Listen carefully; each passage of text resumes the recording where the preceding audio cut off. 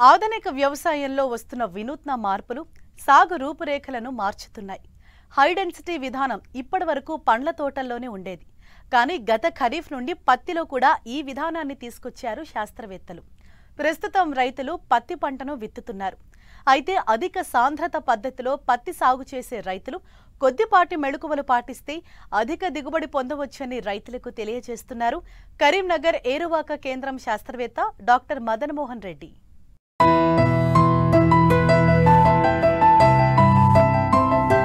ప్రపంచంలో పత్తిని పండించే దేశాలలో భారతదేశం అగ్రస్థానంలో ఉంది. ఎగుమతి ఉత్పత్తుల్లో 2వ స్థానాన్ని ఆక్రమించింది. దేశంలో మహారాష్ట్ర, గుజరాత్ తర్వాత తెలంగాణ రాష్ట్రం పత్తి సాగు విస్తీర్ణం ఉత్పత్తిలో 3వ స్థానంలో ఉంది. దాదాపు 70% విస్తీర్ణంలో పత్తి సాగవుతుంది. సాంప్రదాయ పద్ధతిలో పత్తి సాగు పూర్వం నుంచి కొనసాగుతోంది. మొక్కల మధ్య దూరం ఎటు చూసినా 3 ఫీట్ల పద్ధతిలో ఎకరాకి 7,000 మొక్కలు అంటే 2 ప్యాకెట్ల విత్తనాలు నాటుతున్నారు. మొక్కకు మొక్కకు మధ్య ఎడం ఉంటుంది. తేలికపాటి భూములు, ఎర్ర నేలలు, చెలక నేలల్లో పత్తి 6 నుంచి 7 క్వింటాళ్ల దిగుబడి వస్తూ ఉండగా రేగండి నేలల్లో 10 నుండి 12 క్వింటాళ్ల దిగుబడి వస్తుంది. అయితే జనవరి, ఫిబ్రవరి వరకు ఈ పంట కొనసాగడంతో గులాబీ రంగు పురుగు ఉధృతంగా ఆశించి పంటను దెబ్బతీస్తుంది.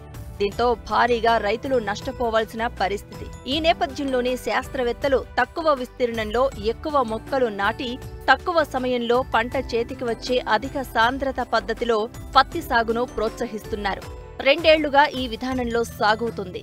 సాధారణ పద్ధతిలో కంటే అధిక సాంద్రత పద్ధతిలో సాగు చేస్తే తక్కువ విస్తీర్ణంలో అధిక దిగుబడులు సాధించవచ్చు. అయితే అధిక సాంద్రత పద్ధతిలో సాగు చేసే రైతులు సాగులో కొన్ని మెళకువలు పాటించాలని సూచిస్తున్నారు కరీంనగర్ ఏరువాక కేంద్రం కోఆర్డినేటర్ శాస్త్రవేత్త డాక్టర్ మదన్ మోహన్ రెడ్డి. ఈ రోజు మనం అధిక సాంద్రత పత్తి సాగులో మెళకువల గురించి తెలుసుకుందాం. అసలు ఈ అధిక సాంద్రత పత్తి సాగు అంటే ఏమిటి? ఈ అధిక సాంద్రత పత్తి సాగు అంటే మనకు నార్మల్గా ఏదైతే స్పేసింగ్ వాడుతున్నామో మొక్కలకు కానీ వరుసకు మధ్య దూరం కానీ, సో దాంట్లో మనం ఈ మొక్కకు మధ్య దూరాన్ని తగ్గించి దగ్గరగా పెట్టుకొని 1 ఎకరంలో వచ్చే మొక్కల సంఖ్యను పెంచుకోవడమే ఈ అధిక సాంద్రత పత్తి సాగు. ఇది ముఖ్యంగా మనకి చెలక నేలలు కానీ అంటే ఎర్రరేగడి నేలలు కానీ తేలికపాటి నేలలు కానీ ఈ పద్ధతి వాడడానికి అనుకూలంగా ఉంటుంది. మామూలుగా మనం నార్మల్ సాధారణంగా పెట్టే పత్తిలో మనకి ఒక 3 ప్యాకెట్ల వరకు పడుతుంది. అంటే 1 నుంచి 1.5 కిలోల వరకు పడుతుంది విత్తనం అనేది. ఈ అధిక సాంద్రత పత్తి సాగులో 5 ప్యాకెట్లు దాదాపుగా 3 నుంచి 3.5 కిలోల విత్తనం అనేది ఈ పద్ధతిలో మనకు వేసుకోవడం జరుగుతుంది.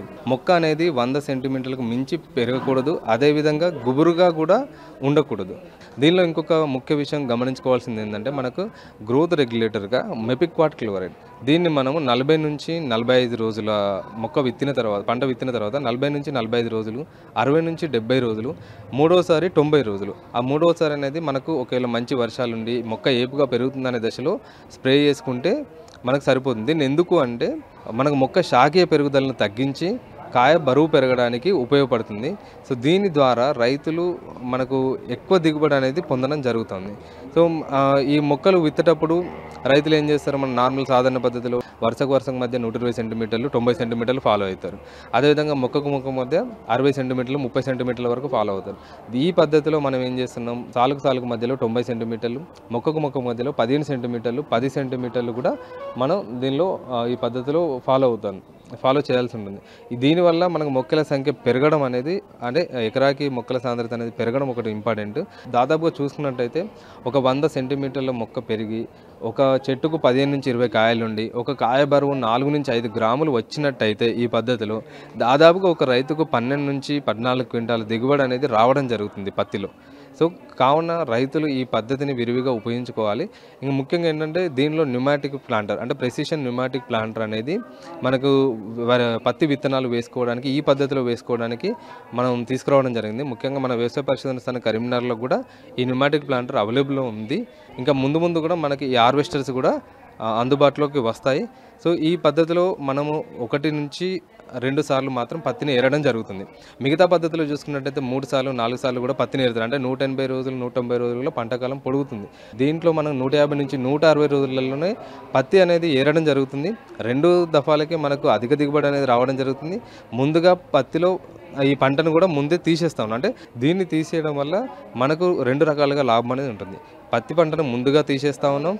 ఒక 1 మంత్ మనకు ల్యాండ్ ప్రిపరేషన్ చేసుకుంటే జనవరి 15 అంటే సంక్రాంతి నుంచి నువ్వు పంటకి ఆ పత్తి తర్వాత నువ్వు పంట వేసుకున్నట్టయితే మంచి దిగుబడి పొందే అవకాశం ఉంటుంది. రైతుకు అధిక ఆదాయం వస్తుంది. భూమి కూడా మనకు ఖాళీగా ఉండదు. అలా కాకుండా మనం ముందే తీసేస్తున్నాం కాబట్టి గులాబీ రంగు పురుగు ఉధృతిని కూడా మనం చాలా వరకు తగ్గించిన వాళ్ళం అవుతాం. కావున రైతు సోదరులందరూ ఈ పద్ధతిని పత్తి పంట వేసేవాళ్ళు ఈ పద్ధతిలో చేసుకున్నట్టయితే ముఖ్యంగా ఎర్ర నేలల్లో వేసే రైతులు ఈ పద్ధతి ద్వారా వెళ్తే మంచి దిగుబడులు పొందే అవకాశం ఉంటుంది.